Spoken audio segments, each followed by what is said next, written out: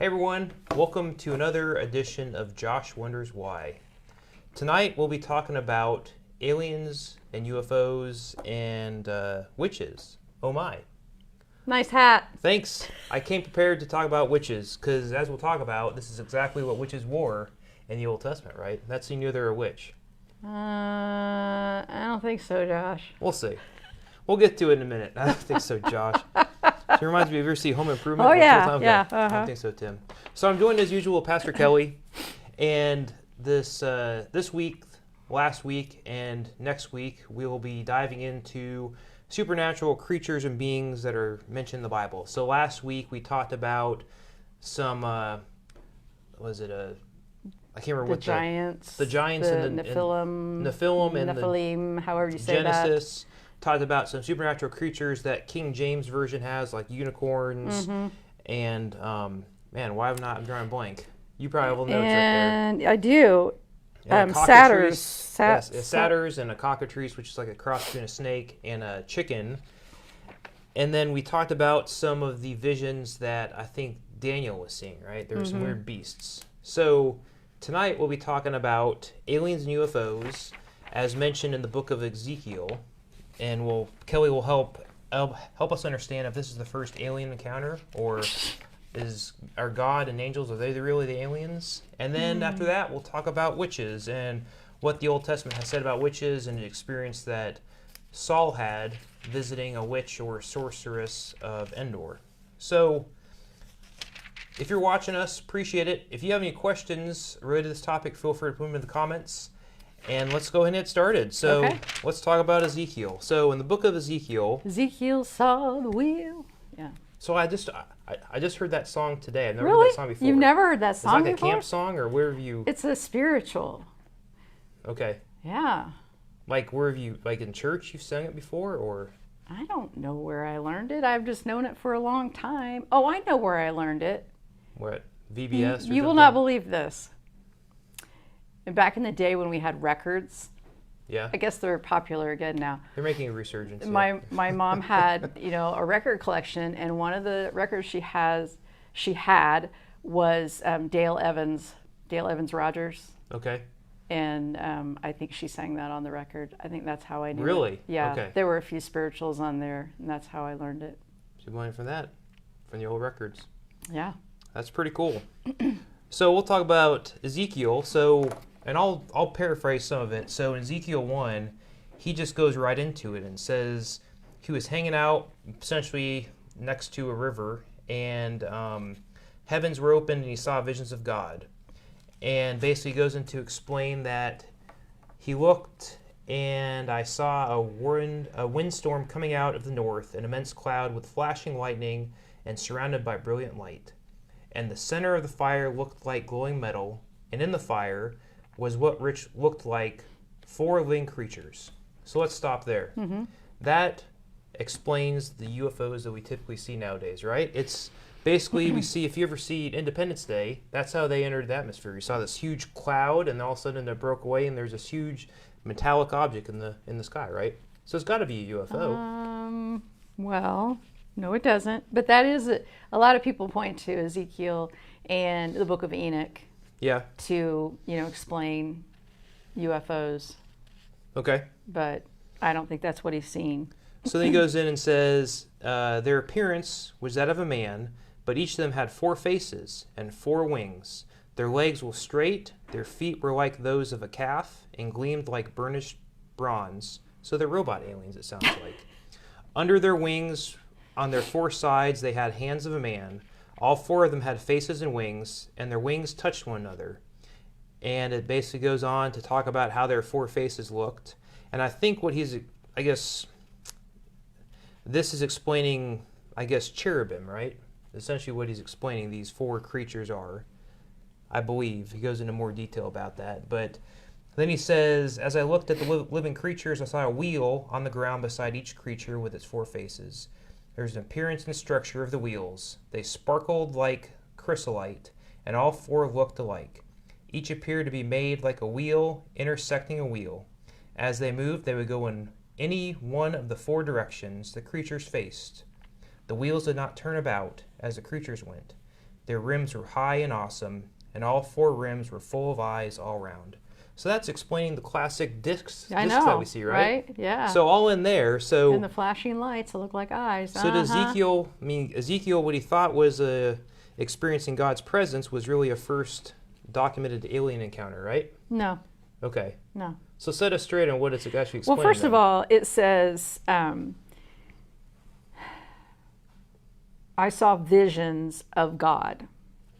And he says it was like this. It was like 4 living creatures. And the 4 living creatures have a parallel to kingdoms. And so there's a lot of imagery in this passage taken from the Old Testament and from Near Eastern sources and ancient Mesopotamian icons of winged humans, human figures with animal heads. But this imagery also reflected the traditional decor and layout of Assyrian palaces.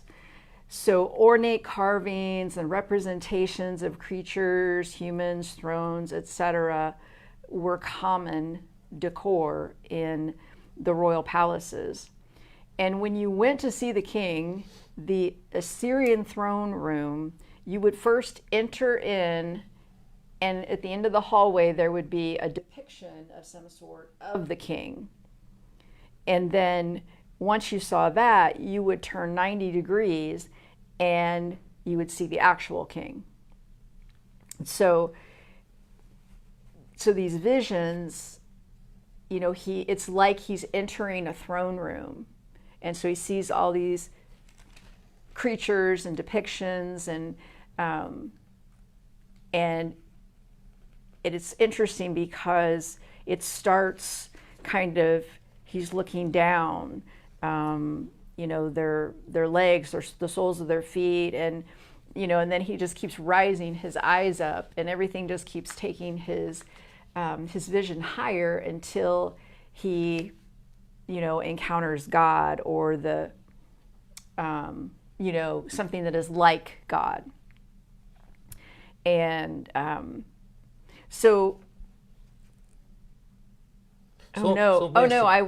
misspoke about the kingdoms. That was Daniel.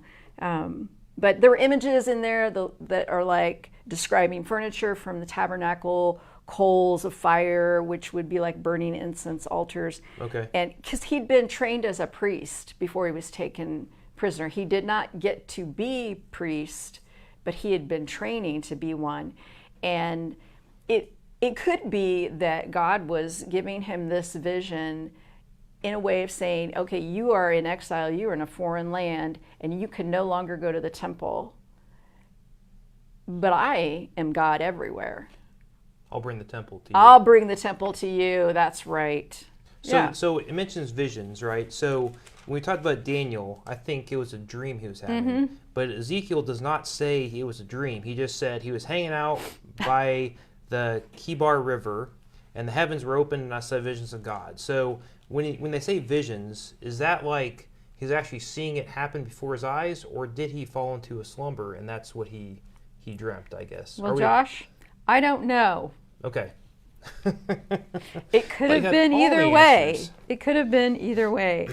I think it's interesting because in the first verse, it is in first person, as I was among the exiles. In the second verse,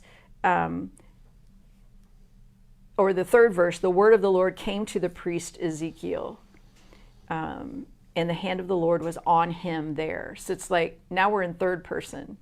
So It's just interesting when you notice things like that and you realize that things may have been pieced together over the years, and so I don't know if it was a dream or it was a vision, if he was awake or asleep. It doesn't sound like he's sleeping. There's nothing that says he was sleeping. Was he hallucinating?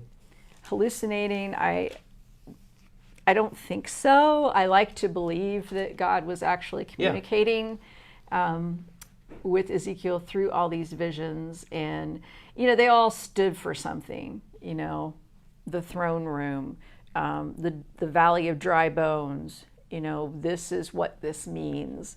And this is what this is, I'm explaining it to you this way. So. Yeah. So no, I don't think it's UFOs or aliens. Well, that's too bad. Sorry. I'm sure there's other occurrences somewhere in the Bible that says they're UFOs or aliens.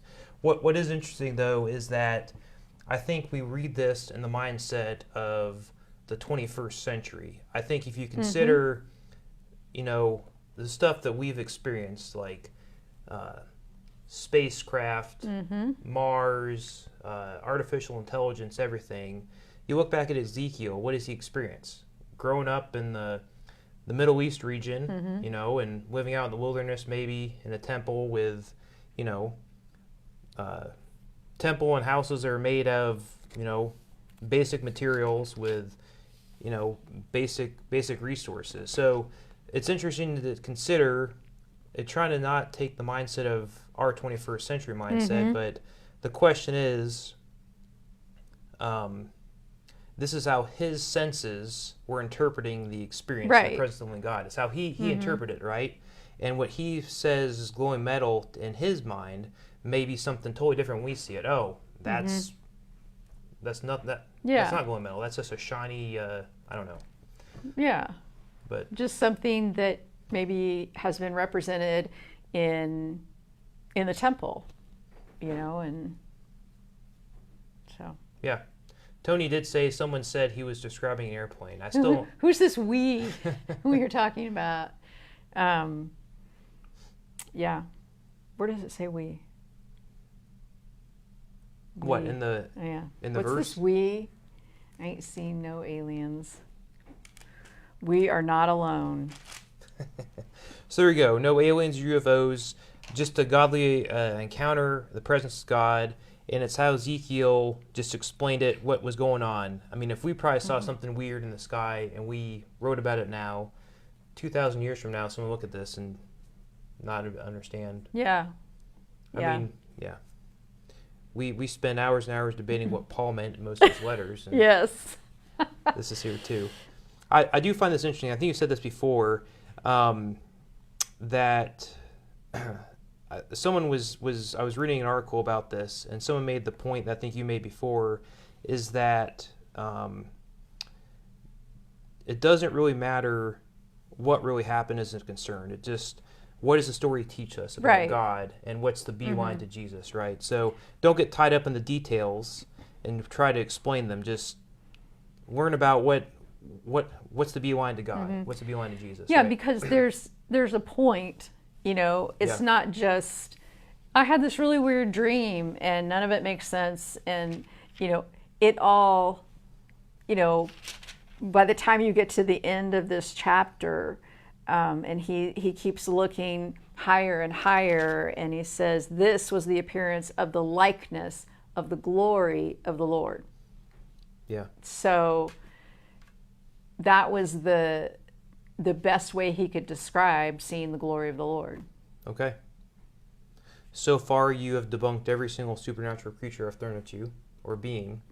Let's change it. Let's talk about witches and witchcraft, because I'm curious to see how you can. Because you have the hat. I do, and I came. So I will start by saying with the witches, it is mentioned, like if I was researching, one of the verses that came up to basically in Deuteronomy 18.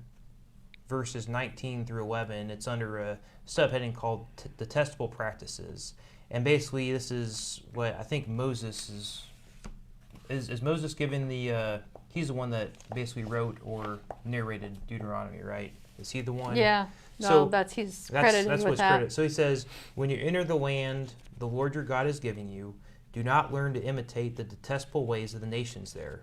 Let no one be found among you who sacrifices son or daughter in the fire, who practices divination or sorcery, interprets omens, engages in witchcraft, or casts spells, or who is a medium or spiritist, or who consults the dead. So right there, he puts it plain as day. As they're preparing to go into Canaan, don't do what those heathens do. Yeah. It was kind of like, look, the pagans do this kind of stuff, and you're not supposed to do that. Sure. But at the same time, they would cast lots, which is a way of seeking to find out God's will. Yeah. So they were casting lots, and oh, well, God wants us to do this. Should we go to war? And yeah. So at the time, there was already mention of sorcery, witchcraft, spiritists, mediums. So I guess my first question, before we get into the story about Saul, is, when the Bible spells this out in the Old Testament, mind you, this is from, maybe 4,000 years ago, or whatever, was it 2000 BCE or something? Their thoughts of witchcraft, again, in our 21st century mindset, seeing movies and shows and artist interpretation, is their mindset of witchcraft and sorcery the same as if I watch Harry Potter, okay, that's exactly what they're talking about. Witches and wizards with wands and cloaks. You have to consider that when this happened and when Moses was receiving these instructions, none of it was being written down, except the tablets that God wrote on. But none of this was being written down, and it was just repeated. The stories were repeated and repeated and repeated, and so it probably wasn't until maybe like the 7th century BCE that things started to be written down. And so you have the people who are actually writing it down, you have the people who experienced it. And what religion was like when they were in the, going to the promised land, it looked a lot different, 7th century BCE. And so, there's a lot of overlap or borrowing from other cultures, what their ideas of witchcraft and sorcery and all that were. So, what we think of as witches, sorcerers, mediums, may not be what they thought of. Okay. So let's talk about an encounter then. So in the book of 1 Samuel, there's a story about Saul visiting a witch. And I'll set some background here. So Saul was appointed the first king of Israel, right? And I think at this time in his reign, he had ticked off God enough, and God had already named David as the predecessor or the successor to him. And Saul was a little mad, and Saul wouldn't give it up. And he lost favor in God. So there's a part where they're getting ready to fight against the Philistines, and Saul is not getting dreams, and none of his advisors are getting dreams or guidance from God. So he's saying, okay, find me a woman who is a medium so I may go and inquire of her, which is interesting in itself, because I think a couple chapters before that, he exiled all the mediums and all the sorcerers. He had outlawed it. So the only acceptable ways that he could, ask God for a sign, basically, was either through prophets, dreams, or the Unim, or I'm not sure how to pronounce that. Okay. But that's kind of like the casting lots. Yeah, so the casting, that's casting of lots. So those were the only ways that he left to be legal ways of doing it, because he had outlawed all this other stuff. That's why he had to put a costume on to go see the medium. So they said there is one in Endor. So sidebar, isn't Endor the name of the planet in Star Wars where all the Ewoks live? I have no idea. Okay. Sorry. If anybody knows, let me know, because I think it sounds familiar. But anyways, like I said, so they said there's a medium in Endor. So Saul disguised himself and went there. Was that the first Halloween costume? What's that? Oh, he disguised himself. Interesting. Is that the first disguise? That just occurred to me. I don't know. It wasn't the first disguise. Okay. But, if you're going to go to a seance and you're going to disguise yourself, that's kind of like don't think it says he asked for candy. Right, or he didn't anything, say so, trick or treat. But he did ask Okay. for he did That's ask for a true. favor, right? He So asked for a seance. he said, "Can I have a seance?" And basically, what the woman asked is, "What do you want?" He says, "Bring up Samuel." So Samuel by this time had died, and he wanted Samuel to be brought back as a spirit to give him console or to help him to give him some advice. And at that time, there was no concept of the afterlife or going to heaven. Yeah. It was just everybody went down to Sheol, and you were just asleep. Not there. Okay, or sleep.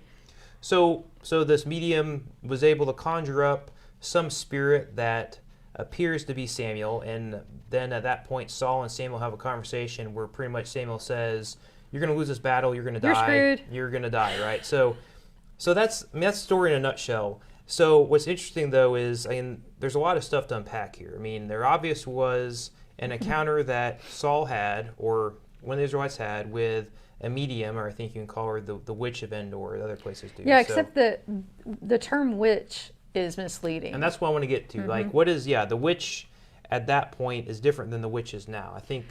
Well, I don't know in what English version it uses the word witch. Okay, maybe it Because doesn't. Maybe, I yeah. have, but she's known as the Witch of Endor. Okay. That's okay. a common. It's Yeah. okay, yeah. The subheading is Saul and the Witch of Endor for that chapter. Right. Okay. But yeah. the one in the NRSV is Saul consults a medium. And I have and- the NIV. Okay. Yeah.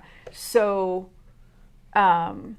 what we are thinking of in terms of witch, what's really going on there is she's a medium, or a necromancer, someone who can bring up spirits and talk with them. Some of it is, sometimes it's translated as mistress of the spirits. Okay. Typically, mediums were women, and we think of witches as like casting spells, making, potions or whatever, and we have their concepts of like bad witches and good witches. The Wizard of Oz. Are you a good witch or a bad witch? Yeah. So. We have this idea that there are witches that do good things with, they have this magical power and they do good things. That was it was a real thing. It still is, with Wicca, which came from Celtic, Yeah. ancient Celtic. And they were like healers, like a shaman Okay. would, but they could also poison you, I guess, Yeah. So anyway, what this is talking about. So do you think? I guess just to get on that point, do you think then? So other what is the word at the time? other Groups, cultures. other cultures, looking at the Israelites, would other cultures have said like the prophets like Isaiah and Daniel and Ezekiel and some of the other prophets? Would they have called them witches in their terms, saying, I don't know. they wouldn't call Yeah. them prophts, but they would say They might. these guys are they weird. probably had prophets as they well. have dreams. They see UFOs. They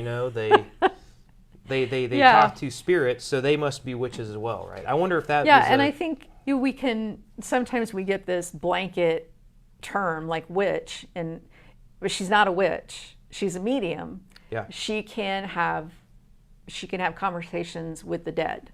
She can, and honestly, I don't think she probably wasn't legit. She probably just scammed people out of their money. Yeah. But it kind of sounds like maybe it really happened for the first time. Like she really did call up a spirit. Now, was it Samuel? I don't know. Was it like an angel disguised as Samuel just to, I don't know. But, he says, why have you disturbed me? Yeah. Why have you disturbed me by bringing me up? Exactly. Sheol, right? And so, yeah, but this story, it's a ghost story, basically, and you can find the basic outline of this ghost story in ancient literature, like the Odyssey, very similar story in there as this one. So I think also I was trying to think. I think isn't it similar?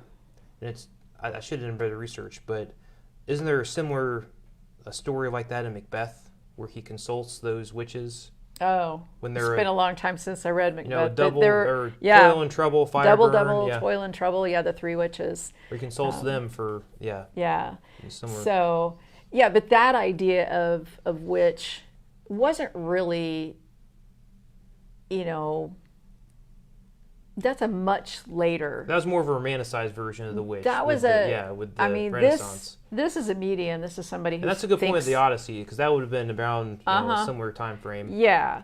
So, this is a medium, whether Yeah. or not she was the real thing, it happened. And, people interpret her as, an evil person, wicked person. She's messing around with witchcraft. When I don't think she could really do anything. I think it worked for her once because it was a good story. I don't know. But in the story, she gives him hospitality because Saul is so distraught about what Samuel has told him. He's just, and he probably fasted in preparation for this. And so she gives them hospitality, that was pretty important in those days. But, the idea that we have of witches and their black hats and is a much later, like 16th, 17th century idea. And people were very superstitious at that time. And so if something bad happened, it was either you were being punished by God, you have really bad luck, or someone has, put a spell on you or cursed you. There's witchcraft involved. And so that's what led to the witch trials. This misunderstanding of what it said in the Bible, because it said witchcraft so much, and they were so superstitious. And so if somebody, something weird happened, then it immediately, somebody's a witch. Let's find her. And it goes back to the misinterpretation of 16th century versus what they mean back in 900 BC. Right. Yeah. So there's not a lot of talk about witches. It says don't do witchcraft and, don't talk to dead people. Yeah. Which is what she was doing. But there's not like a real clear definition of what they thought witchcraft was. Sure. So one thing I didn't bring up, or not about witches, but if this spirit of Samuel really did, emerge, does that suggest that ghosts are real then? Right. Because this is a ghost experience, a ghost encounter. Yeah. So I don't know. Obviously, nobody can answer that for sure. But it's interesting to me. You remember the story where Jesus is walking on water? Yeah. And the disciples see him? Yeah. And they're like, it's a ghost. And he says, it's not a ghost, it's me. He didn't say, oh, you silly thing, there's no such thing as ghosts. He just... Or I ain't afraid of no ghost. Yeah. He just said, I'm not a ghost. So, was there this concept of ghosts? Yeah. I don't know. And are ghosts real? Some people will swear that they are. I have heard people, so-and-so came back to me and, and sat on my bed and talked to me. And, that has never happened to me. Yeah. So, but I'm not going to call people liars. But I also wonder, because I do think that evil is real and, Jesus was tempted by Satan. Jesus cast out demons. And I think it could be demons acting as ghosts, or, sometimes I think it could be angels acting as, like if your loved one comes and talks to you and reassures you, could that be an angel that's in disguise, sent to comfort you? I don't know. Well, that was one of the interpretations I read about this, is it wasn't really Samuel. Mm-hmm. It was either, again, going back to Ezekiel, it was maybe some sort of presence of God that was taking the form of that to basically give him counsel and say, hey, look, man, you're going to die. Yeah. There's nothing you can do about it. Or it could have been, like you said, maybe an angel taking the form of Samuel to communicate that message. But it was really Samuel. It's like, like we said, like we talked about before, once you're dead until the second coming of Christ, right? I mean, you're not. Yeah, I don't. So I don't. Can they resurrect someone? Are you asleep? Yeah. Are you with Jesus? Are you in paradise? I don't believe in purgatory, but you're not. There's nothing in Scripture that leads me to believe that we are. We're stuck here as spirits. Yeah. So for me, that's reassuring. I don't want to. I don't want to deal with disembodied people. I was going to find. I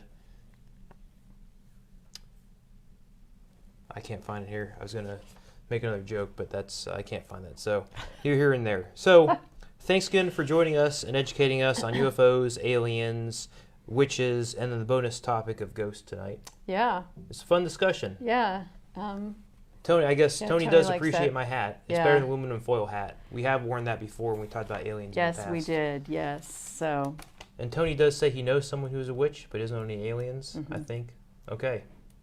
That may be a story for another time. He knew someone who was a witch. Okay. But she became a Christian, if that's the same story that I think he's talking about.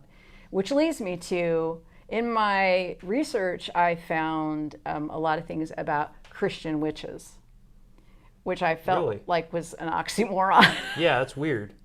That's interesting, not weird. I think practitioners of Wicca, I think they're very in touch with the earth and healing and the whole mind and body connection, which I don't think is a bad thing. Yeah.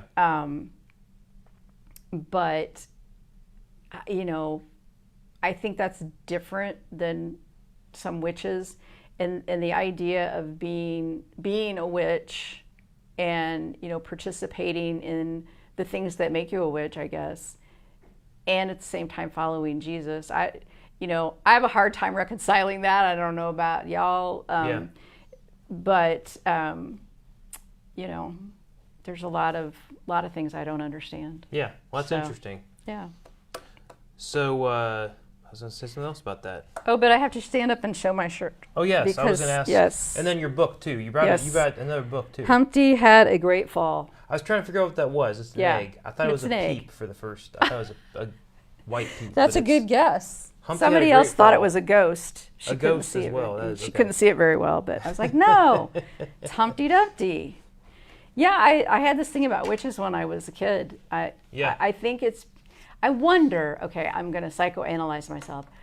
I was a very compliant child, and I didn't want to get in trouble, and I followed all the rules, but I like to, I like to dress up and pretend a lot of different things, which is common with kids. You try on different identities, but I enjoyed playing the part of a witch, and I just wonder if that was my alter ego. I could be bad.